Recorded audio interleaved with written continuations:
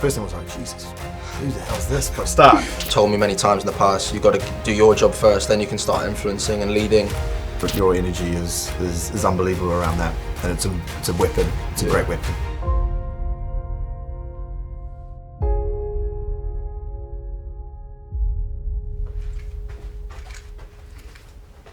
How you slept? Right. I'm good, mate. Right. Not sure how this is going to go, but a few questions, I think, back and forth. So the first question is, who are you and what do you do at Harlequins? So you are Nick Evans. I am. Famous All Black, Quins legend, and now the current attack coach for the club. And you've been my mentor and coach for the last 6 years and have helped me out a lot. Oh, now I've got to say something really nice. You are Marcus Smith, England legend. Nearly. No.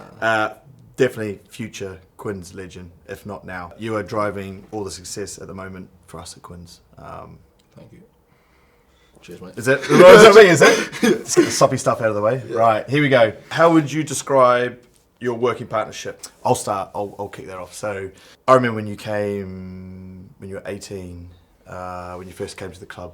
And actually, it was the year before when you first came, and I was injured. Shock towards the end. And I remember, only the big games, mate. And I remember, I remember you coming in and training, and first thing I was like, Jesus, who the hell's this for a start? And then when you came in and I moved into coaching, you came in, and I think we both agree that you probably didn't expect to play as much as you did at first. So I think our relationship probably started from there. I think we worked really well together. I think it's a really good balance of support and challenge, which is what you want. I think that's important that we can have sometimes that, and we can have sometimes that. And I think at the moment we're in a good balance. Similarly to how you feel, I think ever since I've stepped into the building, you've always had my best interests. I know that obviously at the start I didn't really expect to play that many games. Obviously there was an injury, I was very lucky. However, I've had many bad games where I've struggled. I had a few years where things weren't, I guess, all rosy and perfect, but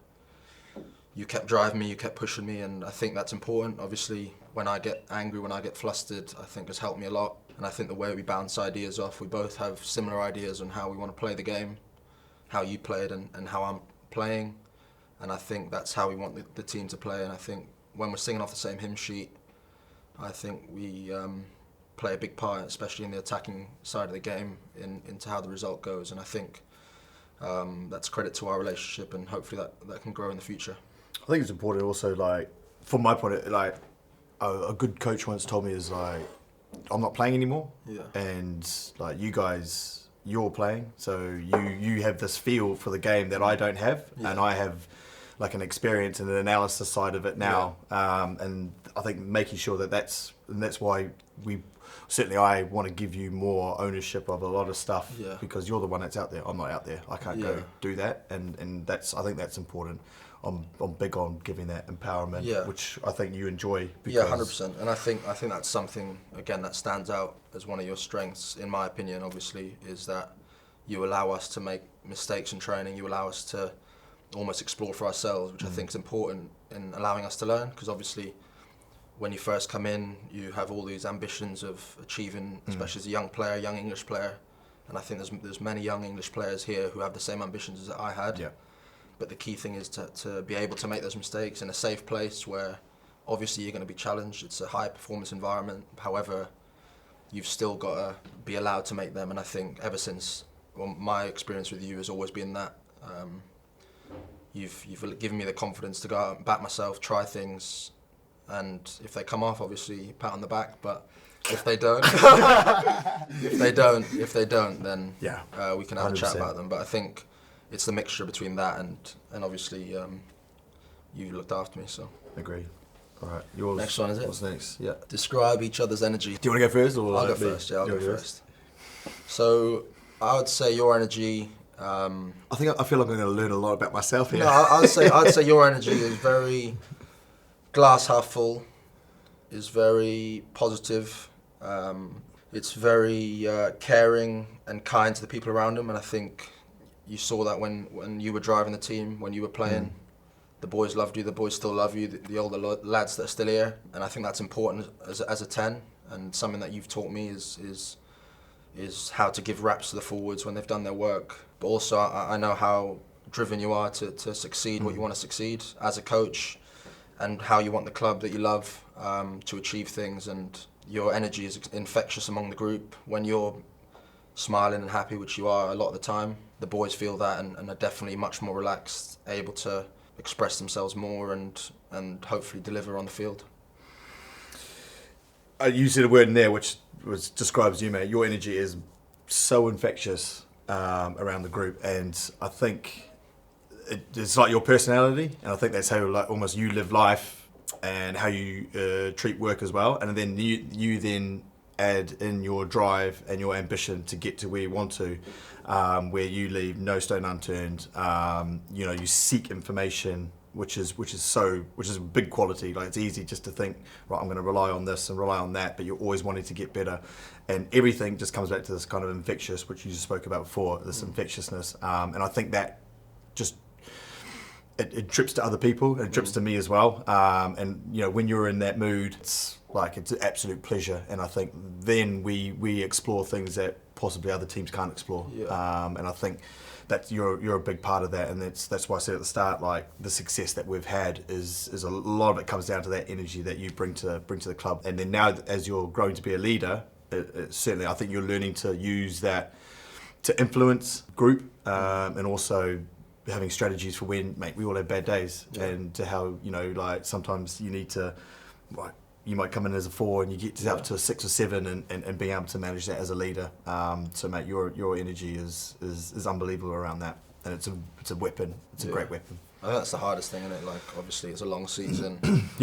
To stay on for the whole time is pretty tough. But I think the fact that we both worked so closely together, and the fact that we know we have, and we're lucky to have an influence on the group, means that when you're having let's say a 4 on an energy scale, I could have a 7. We both meet at 6. So I think that's a big part of it as well. We bounce off each other. Yeah, 100%. I think like that relationship is like we're always trying to improve and develop that and things like that, and that's certainly something we can do even better around that. 100%. Right. How do you energise the team in the changing room on a match day? You've got to get in the zone yourself. First and foremost, like you've told me many times in the past, you've got to do your job first, then you can start influencing and leading. I think the key thing is understanding the energy in the room, feeling how the boys are feeling on the way to the ground, in the warm-up, and I guess adding things. So if the boys are dipping in energy, I try and, I guess, put a rocket up someone, which probably isn't the best thing, but I think it's important in order to spike for the game. Which ultimately is where we're judged. So, and I think vice versa. I think you do that really well. Yeah, I think so. I think it's like I've been on both sides of it now, and I've been in New Zealand where it was really serious before games. Like, really, it was really quite. There's no music. Really? Like, there was no music. That's weird. That's I know. Like, I came over and was like, I remember the first change room I went into, and it was, I can't remember what was playing. There was something not my genre. Nah, not really. People got their headphones. Oh, really? I mean, I'm going back to like, what is this, 2004, 5? So it wasn't really a lot. The big beginner boxes. Yeah, that's true. We did have that. I think CDs had just come in.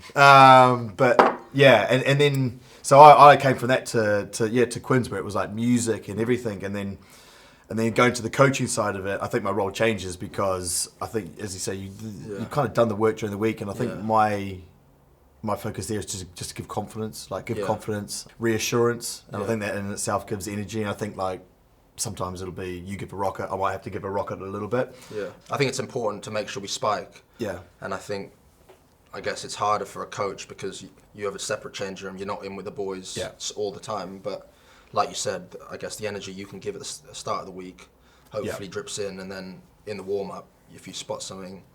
I've seen you lose your head, and probably me more often. But we are a weird group.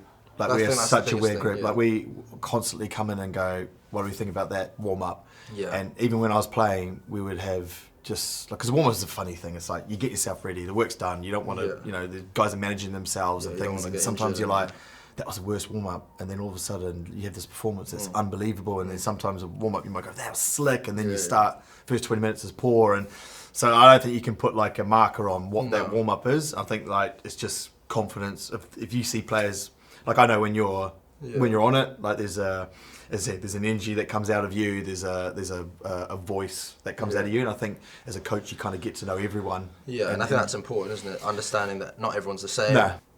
Next one. Is it me or you? It is you, I think. Oh, this is the deep Aside from winning trophies, what are your aspirations for the team? How do you see each other's role within that? My time at Quins has always been about like creating a legacy for the club and involves winning trophies. When I finish here, to be judged on what is it, and hopefully it'll be around what I leave and the legacy that I leave. At this moment in the time, we've got a chance with this team to create a legacy, and winning a trophy is obviously a big part of that. With that as well, I guess the aspirations for the team is as many memories as we can make. I know we've spoken about that a lot. Yep. Going on away trips, there's no better feeling than winning tough, winning ugly away, and getting on that bus home, knowing that you've put yourself in a hole to get the win and to do that with boys that you love and spend so much time with. Okay. Marcus and Snap, a number 10 is pivotal to the partnership between backs and forwards. How do you get the best out of both units? Good question. Good question. I think there's, firstly, from my point of view, I think there has to be an understanding of what the forwards go through and what they do for us. There's always like a carrot and a prod for them, and I've always, and we've probably mentioned it before, around these guys need a lot of affirmation, and I feel if again it goes back to that relationship piece of like forming relationships with them. Everyone in the group as a unit, but both individually, then you can start pushing them and asking them to do things that takes them out of their comfort zone. Certainly as a player, as a 10, demanding that, but also as a coach for me as well. We ask a lot of our forwards the way we play. 100%. We ask a lot. And they've got a big role and responsibility for us to have that magic and Instagram moments. 100%. The longer, I guess, that you have a relationship with a guy, like I've played with Dominus many times now, he doesn't like it when I shout at him, but he definitely changes straight away. And I guess to have that relationship with him, not just on the field, I think more importantly off the field, the memories that we've created together, the wins that we've had, the losses that we've had, the experiences that we've shared, means that he can push me, he can tell me to sort my stuff out, as well as the other way. And I think, like you said, understanding the group, building those relationships on and off the field enables us to do that. Right. Yes, your question. This is your question. Right. This is very vague, this question, by the way. Very vague. Snap's got to answer this one. So, Snap, I got one last question to finish, mate. In your prime, be honest, who do you reckon would win in a 1v1? I know it's pretty vague. I think we should break it down. Speed?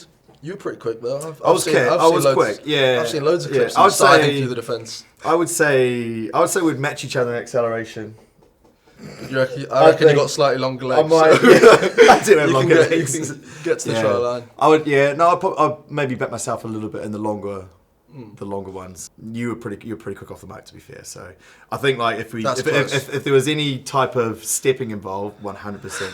I didn't really have a step. You were the snake. I was in and out, man. Snake hips. I was like in out. Use the speed, get round.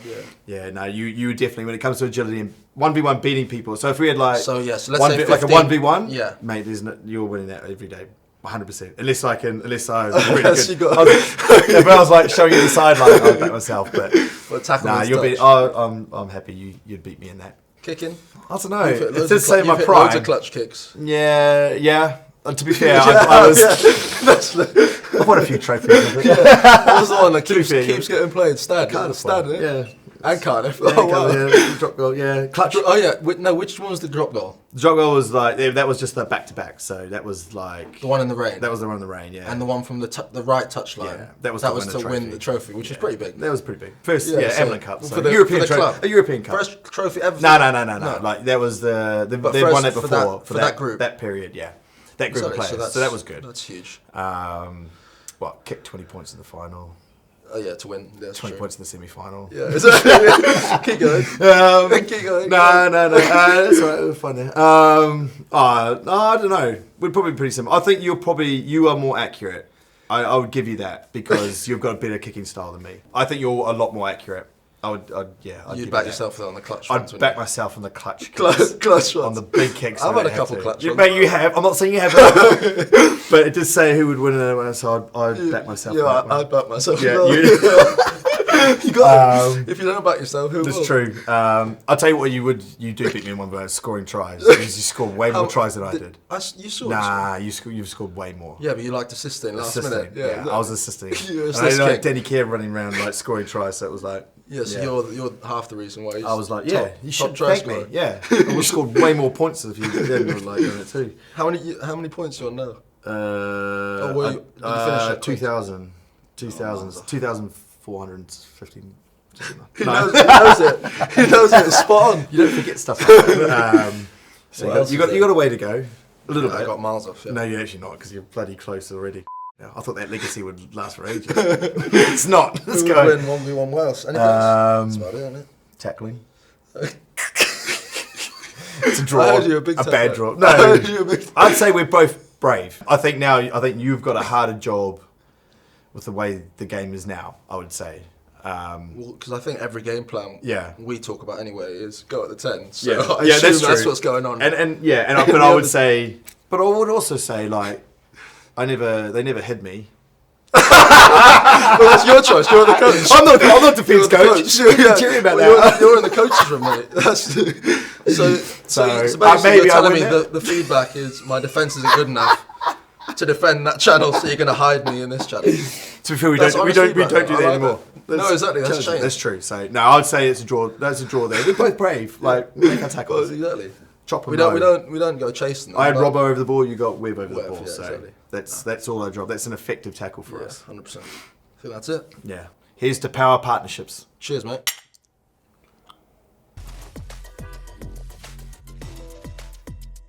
Cold tea, Jesus Christ. Spike back out. You gotta get that on there.